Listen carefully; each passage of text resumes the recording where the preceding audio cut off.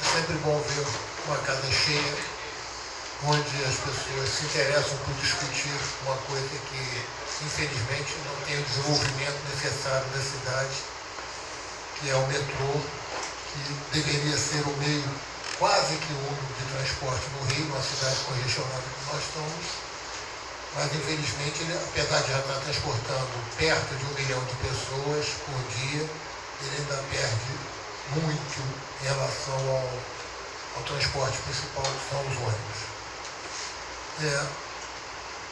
Enquanto o Fórum de Mobilidade, nós convido a todos para comparecer às nossas reuniões, que são abertas todas as sextas-feiras às 18 horas. Amanhã, excepcionalmente, vai começar às 17, mas toda sexta-feira às 18 horas, nós estamos reunidos aqui no andar de baixo, debate aberto a todos, para a gente conversar sobre mobilidade em geral.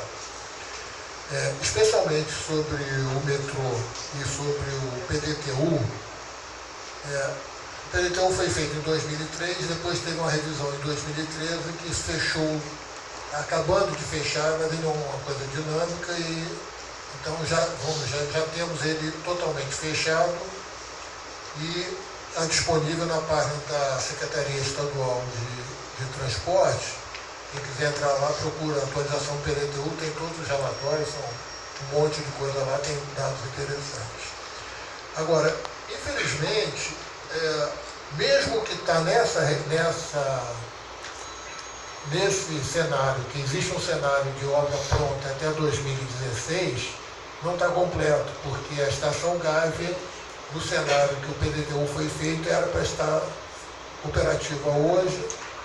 Ela está totalmente abandonada e o BNDES tem um crédito de 500 milhões aprovado para executar a estação, mas com essas confusões de lava-jatos e troca de governo e outras coisas aí estranhas que aconteceram na nossa cidade, no nosso país, não há uma empresa com ficha limpa para poder assinar, nem empresa nem governos com ficha limpa para poder assinar um contrato.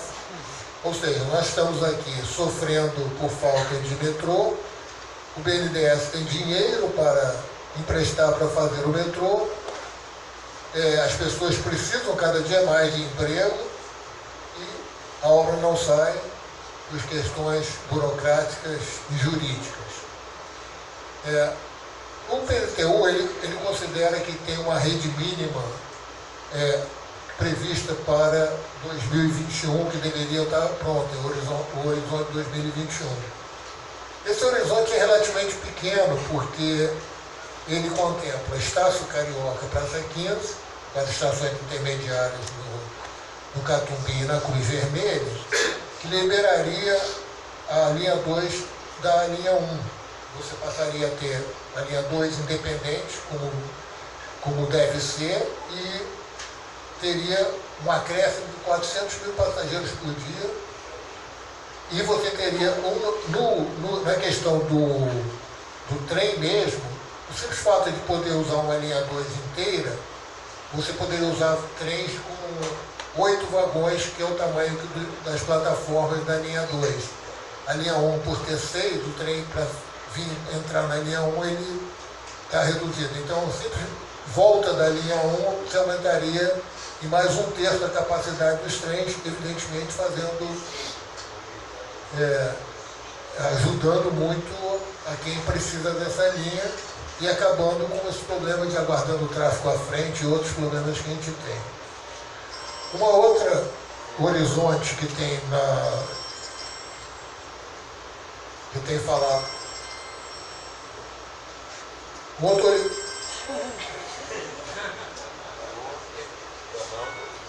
Um outro horizonte que tem para 2021 é a continuação da linha 4 até Alvorada, Jardim Oceânico Alvorada, que foi substituída, entre aspas, pelo BRT, que a prefeitura atual diz que é igual ao metrô. Eu morro de rir dessa afirmação e está aí as superlotações que tem. E uma terceira linha também prevista no PDTU para 2021, está pronta em 2021, é Araranguá Guaxindiba, que é extremamente importante porque atende a parte da população de Niterói e grande parte da população de São Gonçalo, que sofre muito com aquele transporte lá, e você teria, indo para o horizonte mais acima de 2021, um túnel ligando a linha 2 de Praça 15 até a Araribóia. Você teria uma linha completa em rede como deveria ser.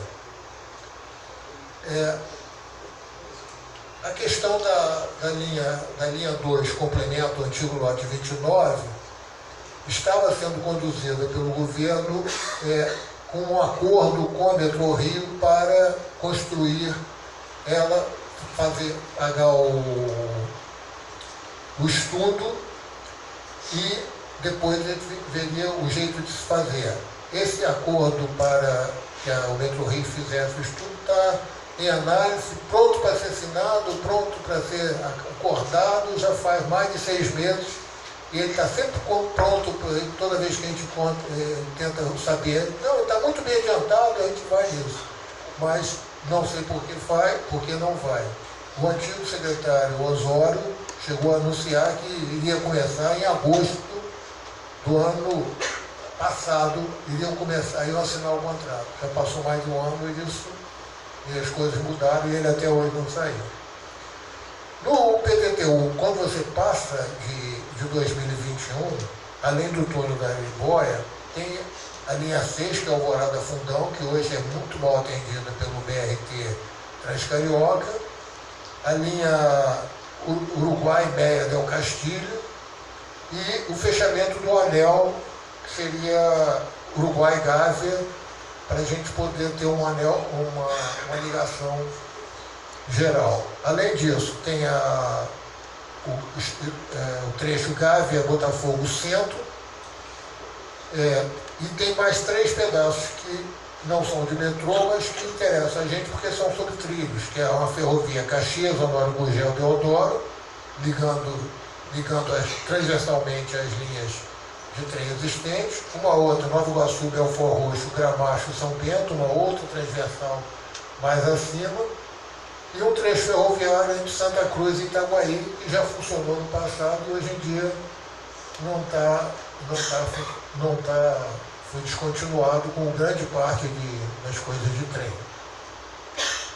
O PTTU fala também na questão da integração, que todo esse serviço são previstos ter uma integração entre os modais, e a gente tem agora em licitação, que ainda não está aprovada, mas está sendo discutido, a licitação das linhas dos ônibus intermunicipais, que vai modificar todas as linhas de ônibus do trecho da Baixada, na região metropolitana, inclusive nisso. É feito baseado no mesmo modo que foi licitado os ônibus aqui do Rio, que eu tenho algumas críticas do como foi feito, mas parece que a intenção é fazer algo parecido, onde a principal questão, que é o valor da tarifa, a Fundação Getúlio Vargas diz que a tarifa atual é justa e vai ganhar a quem tiver oferecer mais dinheiro, ou seja, as empresas vão oferecer dinheiro para o Estado, que está louco por dinheiro, para poder utilizar as linhas, já cobrando os passageiros as tarifas atuais. Essa licitação teve uma série de audiências públicas ano passado, e esse ano o estudo foi apresentado depois das audiências públicas e ele está sendo discutido pelo Ministério Público com o DETRO, que é o titular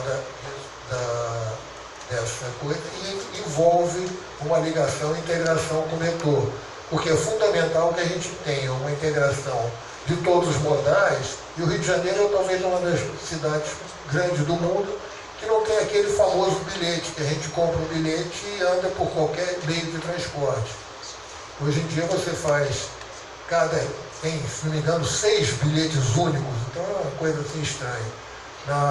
Um mês atrás teve uma missão do Banco Mundial aqui, eu rodei com eles alguns lugares do metrô e eles ficaram impressionadíssimos como é que é isso do bilhete. Mas um bilhete só não tem, não. Inclusive, quem não tem dinheiro e chega no Santos Dumont hoje para pegar o VLT tem problema sério porque as máquinas de compra de bilhetes estão paradas. Isso é uma questão muito, muito complicada. Então, basicamente, nós temos uma estimativa de custo até 2021 com números razoáveis para ser investido em população. São 9 bilhões de reais, em 5 anos a gente constrói essa rede mínima. Em termos de, parece muito dinheiro, mas se você considerar que a linha 4 custou 10, se a gente fizer usar o mesmo dinheiro que foi usado nesse prazo, é um valor razoável em termos disso. Eu acho que deveria ser investido muito mais. E nos valores para os próximos anos, a gente tem o túnel 2 bilhões, Alvorada Fundão 7 bilhões, Meia del Castilho 2, Gávea Uruguai 1 bilhão e 200, Jardim Botânico, Gávea Jardim Botânico Centro 4 bilhões e os 3 trechos ferroviários que eu falei com 1,5 bilhão se faz. Isso deveria ter prioridade absoluta na área de transportes, porque se a gente não fizer transporte sobre trilhos, a gente vai continuar cada dia mais parado. E não há condição da prefeitura fazer ruas, porque as companhias de automóveis, as fabricantes de automóveis fazem mais automóveis do que as ruas são feitas. Então, se a gente não tiver um transporte de qualidade, a gente vai continuar nessa questão dos engarrafamentos cada dia piores, e nós estamos ganhando de São Paulo nesse item, que seria uma vitória extremamente dolorosa. Eu vou ficar por aqui, depois se quiserem conversar mais sobre detalhes, e deveria só acrescentar que existe um plano do desenvolvimento metroviário, está pronto, aguardando apenas a marcação da data do secretário estadual de transporte para ser apresentado, primeiramente no grupo de trabalho do PVTU e posteriormente em todos os lugares que quiserem ouvir, certamente aqui no clube ele será apresentado. Muito obrigado.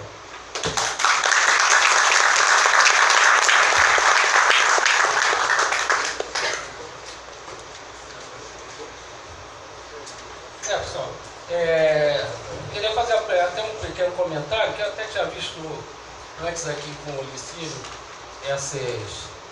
esses valores que ele falou aí no final, né? E eu até falei, são os valores reais, para não acontecer, por exemplo, o que aconteceu com a linha 4, né, que estava com um valor estimado na época que foi licitado em 1998, ele tinha um valor estimado que, corrigindo para os valores de hoje, estava em torno de 3 bilhões, tá certo? Então, em 2009, com aquela modificação toda que houve, né, não sei se vocês sabem os detalhes, né, que entrou a Odebrecht e tudo, e com o governo, tudo, fizeram toda uma modificação, aí entrou até a questão do movimento que o metrô que o Rio precisa, né, que defendia a linha 4 original e tudo, mas enfim, foram vencidos, mas teve um ganho, que foi realmente a Estação Gávea, que em 2 níveis, e que propicia a expansão do metrô em direção ao centro e em direção à Tijuca, né, a Estação Uruguai, tá certo? Então, essa discussão técnica, realmente, que tem que ser prévia a realmente, para se dar esses valores, para realmente a gente ter um projeto conceitual, ter um projeto básico, onde que realmente, num projeto básico, se tem os números, né, mais aproximados para ir para a licitação de uma obra, certo? Isso é um procedimento normal que não vem sido encaminhado já há alguns anos, né? E aconteceu o que acontece aí, essas obras aí superfaturadas e toda essa discussão aí, de questões técnicas que não foram abordadas quando começa a obra sem ter um projeto. Acontece como aconteceu em Ipanema, que quase derrubou os prédios lá em Ipanema por questões técnicas, tá certo? Que era até uma máquina realmente extremamente adaptada a fazer uma obra boa, mas teve uma questão geológica fundamental que não foi avaliada no projeto executivo e deu aquele problema lá. Eu tenho detalhes disso daí, já apresentei até em palestra sobre isso daí, tá certo? E a questão está se desenvolvendo de outras maneiras aqui que não cabe apresentar. Então a intenção agora, por exemplo, que tem no PDTU. O PDTU mostra toda essa rede mínima até 2021 e depois outra que o Osório falou na Associação Comercial, que era até 2087, para implantar a rede realmente que está no PDTU. Então realmente são números que assustam. Não esperar 2087, a maioria de nós, né, infelizmente, não vai ver isso. Tá certo? E eu estou desenvolvendo essas discussões junto com o nosso amigo aqui, o Pedro Jaquilo, do movimento Quero Metrô, né? E é justamente mostrando tecnicamente, certo? Colocando certas questões geológicas, geotécnicas, que são fundamentais quando você vai fazer uma obra subterrânea. Você tem que ter realmente uma avaliação bem mais precisa, né? E depois, para o projeto executivo, você fazer a coisa que tenha o mínimo risco possível, risco geológico, tá certo? E tem questões ambientais para não acontecer o que aconteceu em Ipanema, que com técnicas realmente rudimentares, digamos assim, de vala aberta, tiveram que fechar praticamente Ipanema, né? Leblon ficou fechado, mas Ipanema terminou fechando também a Rua Barão da Torre, por causa desse problema, desse acidente, tá certo? Depois tem que fazer reforço no solo e tudo, entendeu? Então, são essas questões que a gente pretende levantar, a gente discute no Fórum de Mobilidade, discute aqui no Clube de Engenharia e está agora levantando essas questões a nível político também, tá certo? E quando se fala em metrô, no nível político, né, diversos deputados e vereadores que eu já conversei, eles falam, não, o metrô é muito caro, sempre vem com esse negócio. Aí a gente sempre fala, caro é o que está sendo feito agora, tá certo? Que além dos problemas que não são bem avaliados, não tem projeto, aí termina extrapolando e acontecendo problema que poderia, até hoje, eu sei, eu estou acompanhando, e está havendo realmente problemas ainda na operação do metrô, em Ipanema, na Rua Barão da Torre, uma trepidação com a passagem do trem, tá certo? E que eu sempre questionei realmente a proximidade da superfície, né? Que é uma coisa, é um fator técnico, né, que é determinante, né, que você tem que botar pelo menos 2 diâmetros, né? Isso é provado, isso é científico, é estudado, né? E ali não foi obedecido isso. A gente chegou ao túnel de Leblon, são 8 metros de cobertura, né? Mas enfim, são outros detalhes técnicos que são bastante importantes e foram durante a construção e está sendo agora durante a operação, que pode trazer graves problemas ainda para os prédios que foram afetados na época, tá certo? Da construção. E que agora está havendo realmente uma certa situação lá que está apavorando o pessoal lá em Ipanema, tá certo? Então, como eu disse antes, essa segunda parte agora, eu queria saber realmente como é que estão os estágios na Rio Trilho, né? Desses projetos, né? E até como é que eles chegaram nesses números, né? Tá certo? Porque eu estou assim, eu estou fazendo um estudo que eu vou apresentar depois, né? Que envolve as linhas 6B, a linha 1, Gávea, Uruguai, e depois do Uruguai até Meia e Del Castilho. Né? Como está no PDTU, só que eu dei uma ampliada nele, procurei pegar bastantes elementos, principalmente geológicos, tá certo?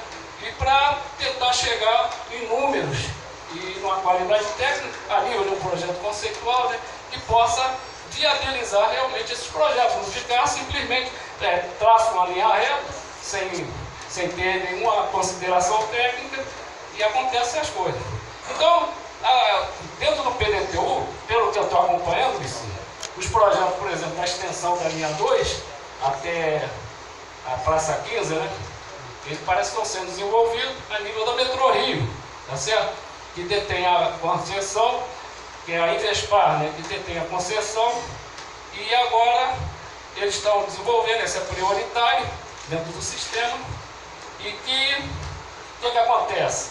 Vocês sabem direito, a Invespar realmente está passando por uma situação meio crítica, né? Porque era 25% da OAS, e a OAS está querendo vender essa participação dela para cobrir os buracos aí, em função do Lava Jato e tudo. E os outros 3 são 3 fundos de pensão que também estão envolvidos no Lava Jato. Então é uma questão realmente problemática, né? A gente apostar num grupo desse mas eu estou sabendo assim, que tem grupos interessados aí, grupos realmente que são fortes e e realmente são grupos capacitados, tá certo? A realmente assumir a Invespar, tá certo? E realmente tocar esses projetos adiante, tá certo? Em relação ao outro, que está até 2021, né? Ele seria Praça 15, a linha 3, né? Seria isso. Araribóia, Guaxindiba. Araribóia e Guaxindiba. O que acontece também, o que eu tenho acompanhado aí, eu não sei se existe realmente um projeto, mas pelo menos conceitual mais avançado, mas que estão querendo até transformar em BRT e monotrilho, né? Existe uma série de coisas aí para extinguir o metrô. Mas aí, realmente, são esses dois praticamente que estão, é a linha 2 e a linha 3, né? Então, né? Tá certo? Os outros são 2021. Aí o que acontece no pós-2021?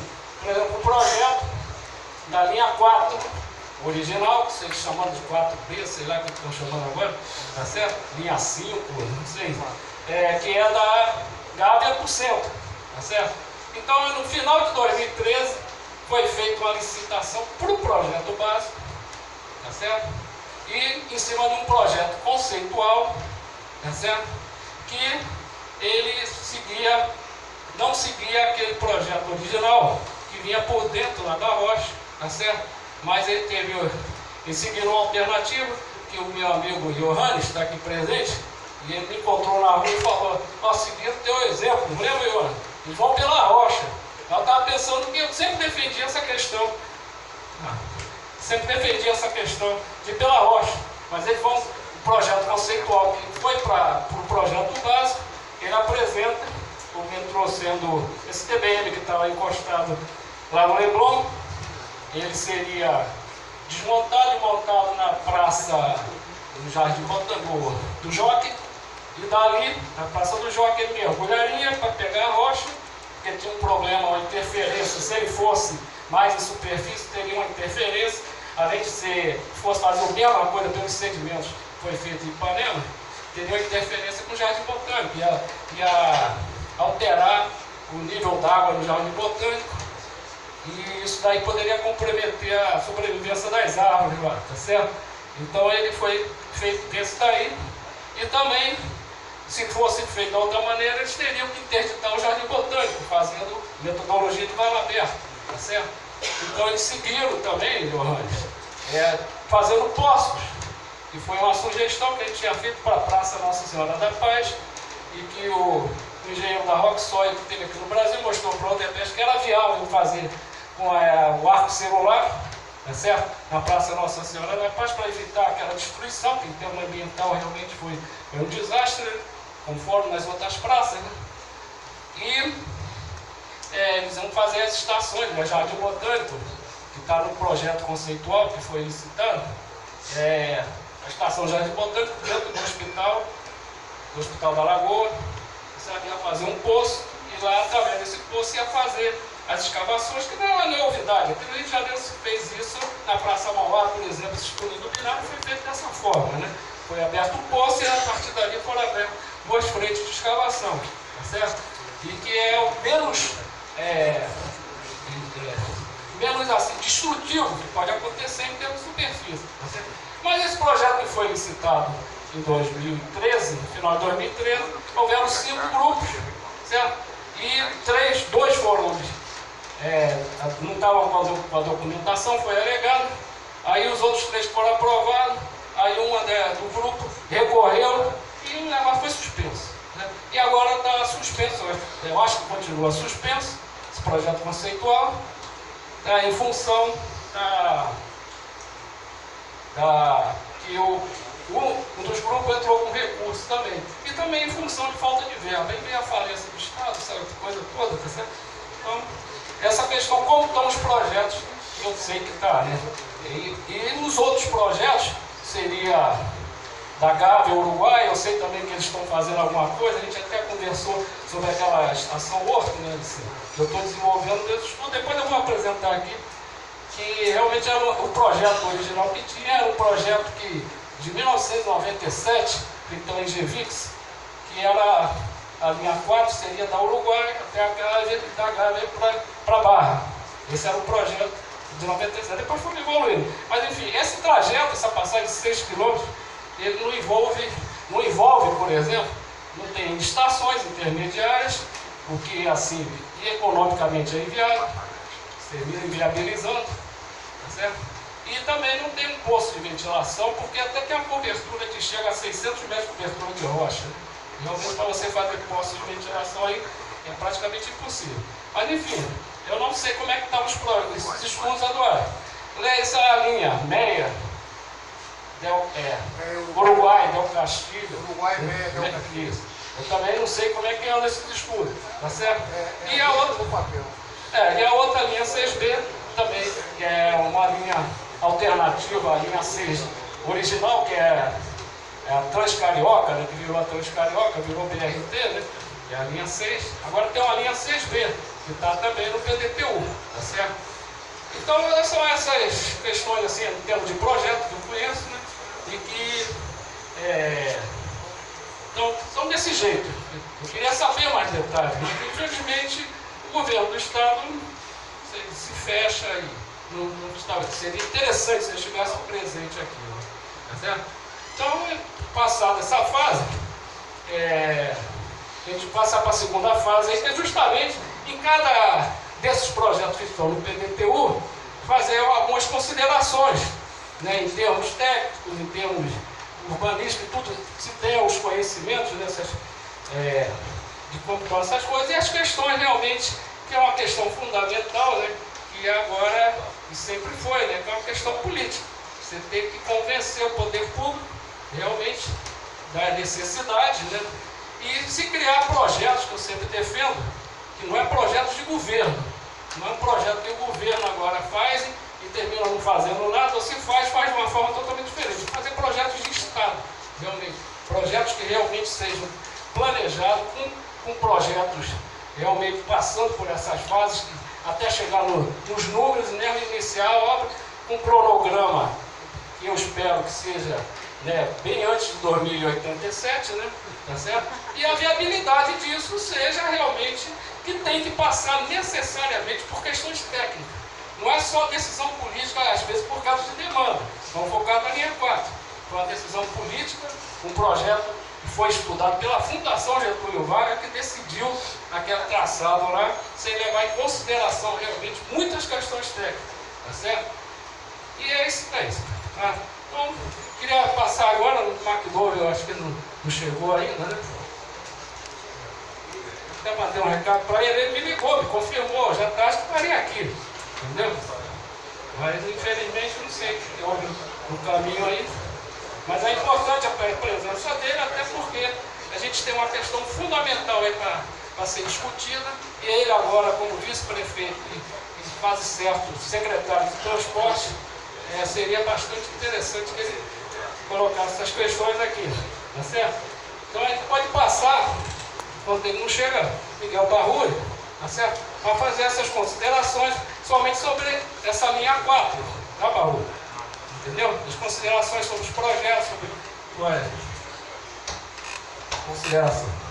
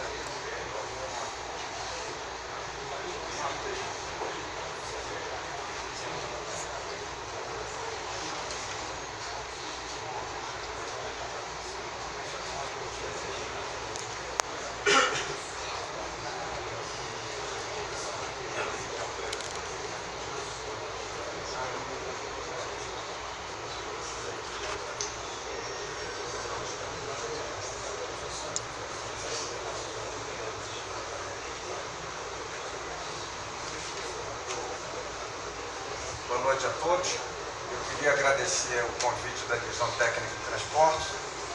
Sejam bem-vindos à nossa casa. Essa aqui é uma casa que discute as questões técnicas e políticas relativas à engenharia. Eu faço parte do Conselho Diretor do clube há cerca de 30 anos. Queria dar meus parabéns ao colega Márcio, que foi secretário de Transportes também, um pouco depois de mim, que fez grande parte das obras do século passado, né, Márcio? Então sejam todos bem-vindos. Eu costumo abrir as minhas apresentações fazendo duas abordagens iniciais. A primeira, mostrando alguns exemplos de redes de metrô ao redor do mundo, em seguida fazendo uma retrospectiva histórica do sistema de transportes aqui no nosso estado, no país, para a gente entender um pouquinho, até de forma dialética, o porquê da nossa situação hoje aqui no Rio de Janeiro. Dessa quantidade de exemplos que eu ressaltei aqui, tem dois exemplos que nos chamam muita atenção. Vocês observam, por exemplo, Cidade do México. Começou a construção aproximadamente na mesma época que nós começamos a construir o metrô do Rio de São Paulo. Observe quantos passageiros são transportados atualmente na cidade do México por dia. Quase 4 milhões de passagens dia. Outro exemplo que nos chama a atenção é o metrô de Seul. Começou na década de 70, como o nosso metrô começou na década de 70, e hoje transporta 8 milhões de passageiros dia. Isso é um exemplo da magnitude, da importância que se dá ao sistema de transporte, à mobilidade urbana em determinados países, ao contrário da nossa perspectiva histórica, em que o transporte por ônibus, por várias razões que vocês conhecem, sempre teve a prioridade. Hoje o nosso metrô, mesmo após a expansão recente, transporta cerca de 700 mil passageiros dia, segundo dados do PDTU. A empresa diz que já chega a 800 mil passageiros dia. São Paulo, também, que começou a construção na mesma época, não precisamos falar tão longínquamente. São Paulo começou a construção do metrô na mesma época que o do Rio, transporta hoje cerca de 4 milhões e 600 mil passageiros dia. A mesma demanda hoje do metrô de Paris, que foi inaugurado em 1900. E outra coisa que chama a atenção, o metrô de Londres foi inaugurado em 1863. Vocês todos devem se recordar do Barão de Mauá, que foi um grande empreendedor no Brasil no século XIX. Na mesma data em que se iniciou a construção do metrô de Londres, o Barão de Mauá inaugurou a primeira ferrovia aqui no fundo da Baía de Guanabara até a raiz da Serra em Petrópolis, na mesma época. E hoje nós estamos aqui com 700 mil passageiros dia e Londres transportando 3 milhões de passageiros dia.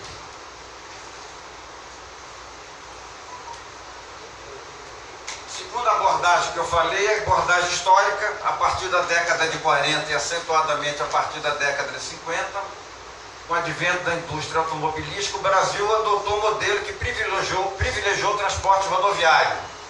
Paralelamente, agravaram-se as deficiências de manutenção e operação do sistema ferroviário e a dificuldade de reposição de peças e equipamentos para o sistema ferroviário. A nossa malha ferroviária hoje é 8 vezes inferior à malha dos Estados Unidos e a metade da malha da Índia, e muitas vezes inferior às malhas de vários países europeus com dimensões geográficas consideravelmente inferiores à nossa. A malha ferroviária hoje do Brasil é inferior à dos Estados Unidos na época da Guerra de Secessão, em 1860, em que o Norte ganhou do Sul e possibilitou o desenvolvimento industrial norte-americano. Naquela época, quem é da minha geração se lembra aqueles filmes que a gente via de Mocinho Bandido, na prática aquilo representava a conquista do Oeste, que foi possível o desenvolvimento urbano dos Estados Unidos, a expansão da fronteira agrícola norte-americana só foi possível para possibilitar o advento do mercado de mar graças à expansão do sistema ferroviário como indutor do desenvolvimento urbano daquele país. Nós não tivemos essa perspectiva histórica e temos que nos espelhar nos exemplos de fora. Na virada do século XIX para o século XX, o Brasil construía cerca de 570 quilômetros de ferrovia por ano, e entre 1970 e 2000 construiu apenas 40 quilômetros de ferrovia por ano.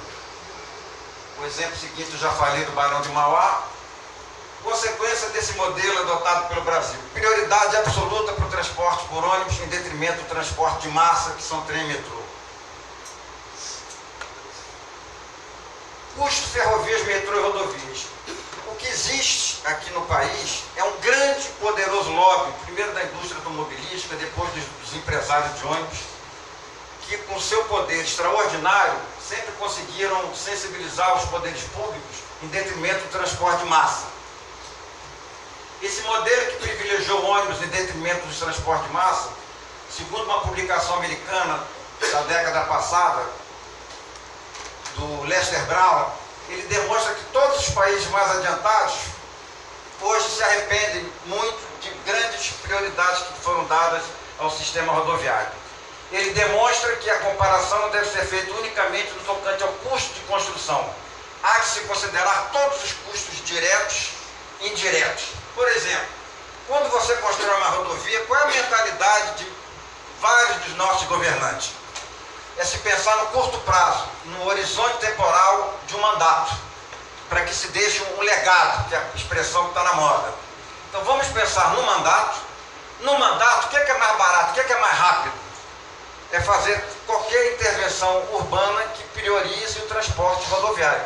Vocês estão de acordo? É muito mais rápido, menos custoso, mas não se leva em conta todos aqueles custos e despesas que estão ali relacionadas.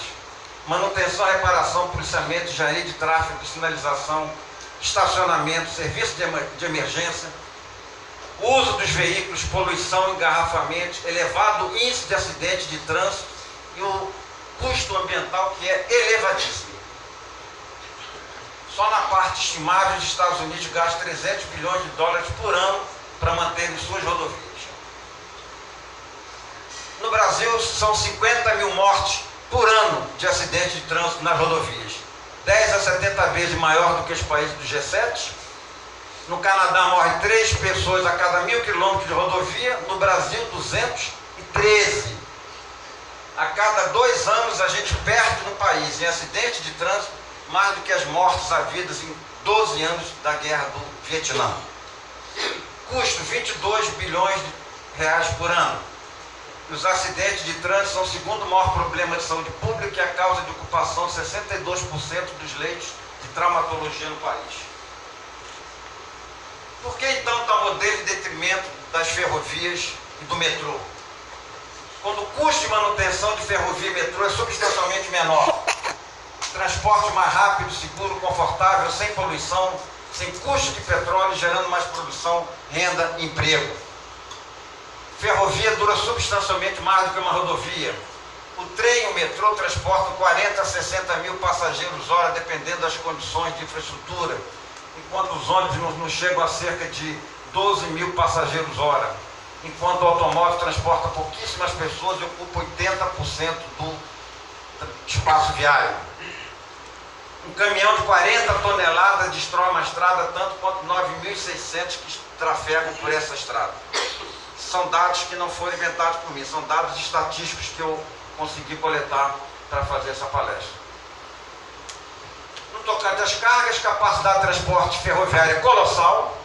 O Sistema Ferroviário Nacional responde por apenas 22,5% do transporte de cargas, enquanto que as rodovias transportam 60%, mais uma inversão em relação aos países mais desenvolvidos, como Estados Unidos, Canadá e Rússia, onde o transporte rodoviário transporta apenas 26%, 21% e 8%, respectivamente, do total da carga transportada. E a gente cabe lembrar que nós temos, se não estiver errado, a maior bacia hidrográfica do mundo, que utiliza apenas 1% para transporte de carga. Agora a gente chega no Rio de Janeiro. Eu tomei como base o atual PDTU, que foi citado pelo Licínio. Na região metropolitana do Rio são feitas 22 milhões de viagens dia, transportes coletivos individuais e não motorizados. 11 milhões de transporte coletivo, 4,4 milhões por transporte individual e, pasmem quem não tem essa informação, 6,7 milhões de viagem dia a pé. 6,7 milhões de viagens dia a pé. Fonte PDTU. Dessas viagens por transporte coletivo, 11 milhões de viagens dia, 77% são feitas por ônibus. E há 10 anos atrás, 15, 20 anos atrás, na época que eu fui secretário de transporte aqui no Rio, diretor e presidente do metrô, os dados eram significativamente semelhantes aos dados que a gente está apresentando agora, não é, William? Não mudou praticamente nada. A nossa geração está convivendo há 40 anos, a gente denuncia até minha idade falando isso, né? A gente quer se manter jovem não consegue, se trai, né? Há 40 anos a gente fala a mesma coisa. E faz um PDTU atrás do outro e confirma esses dados. Barcas 1%. O sistema das barcas, principalmente depois da malfadada privatização, atingiu colapso e agora esse problema político, querendo reduzir o horário. Quer dizer, o Estado falha o sistema de transporte, falha o sistema de saúde, falha o sistema de educação e quem paga a conta? Os passageiros, com a possível redução dos horários de transporte das barcas. No metrô você viaja como sardinha em lata. Nas barcas não pode nem viajar como sardinha, que ele não oferece as barcas. Isso é resultado do modelo equivocado que foi adotado no país. Esse é um quadro, como o Licínio falou, esse quadro está disponível no site da Secretaria de Transporte, no PDTU. Foi a minha fonte de informações. Aqui a divisão modal, 11 milhões de transporte coletivo, 4 milhões de transporte individual. Se trafega mais a pé do que de carro aqui no Rio de Janeiro, por incrível que pareça. Nos últimos 20 anos, a demanda do metrô passou de 400 mil para cerca de 700 mil passageiros dia. Enquanto os trens da Supervia, que já transportaram 1,2 milhão de passageiros dia no passado, hoje transporta cerca de 568 mil passageiros dia, já chegou a cair até 350 mil passagens dia. O metrô de São Paulo, já falei, está transportando 4,6 milhões.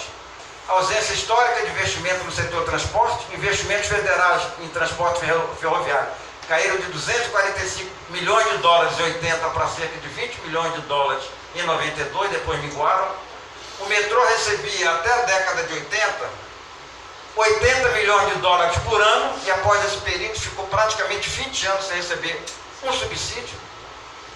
Nos últimos 15 anos somente voltou a se investir no metrô, mas não na velocidade desejada, todos nós. O que é que acontece como uma das consequências? Um grande gargalo hoje. Esse grande gargalo é aquela tripa. A gente defende sistema em rede a vida inteira. E adotaram, e pior que adotaram, quem me falou isso foi um engenheiro do metrô, que era uma solução técnica mais razoável, mais viável possível. Adotaram essa tripa, que inibe o aumento da oferta pelas condições em que essa tripa é feita, ou seja, a linha 1 e linha 2 se superpondo, impedindo o aumento da oferta do metrô. Era uma solução paliativa. Diante desse quadro, em 2011, eu e o nosso falecido colega Teófilo, que foi Teófilo de Azeredo Santos, Carlos Teófilo de Azeredo Santos foi presidente do banco. Carlos Teófilo, infelizmente já nos deixou. Nós apresentamos essa proposta que eu vou colocar em discussão para vocês aqui no momento, que é a seguinte: concluir a ligação Estácio Carioca Barcas, que é desde a época do McDowell, quando o McDowell foi diretor do metrô, que é uma das propostas mais importantes, mais essenciais e mais prioritárias para o desenvolvimento do sistema metroviário, para a gente começar a fazer um sistema em rede. Só essa ligação, e a Estação Carioca já foi feita em 2 níveis, a Estação Carioca está pronta para isso, há milênios. Só isso aí permitiria o metrô aumentar a oferta para 900 mil passageiros dia, e a linha 2, 500 mil. Segunda proposta do Clube de Engenharia, manter o trajeto original da linha 4. Como eu disse, nós fizemos a proposta, o Conselho Diretor aprovou por unanimidade e tornou-se a posição oficial do Clube de Engenharia em defesa do metrô.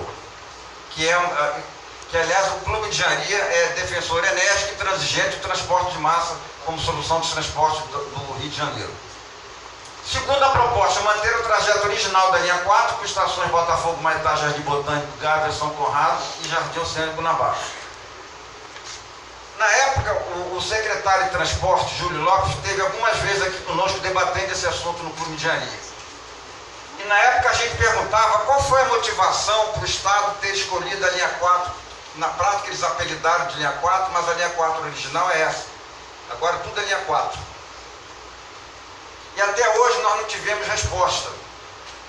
Por que essa linha 4 original não foi feita paralelamente à outra linha 4? A gente não questionou a alternativa indicada pelo governo do Estado, até porque não se pode questionar uma obra de metrô. O que a gente ponderou na época, ou temperou na época, era por que não se fazer paralelamente o traçado original para começar a se pensar no mínimo sistema em rede para a cidade do Rio de Janeiro.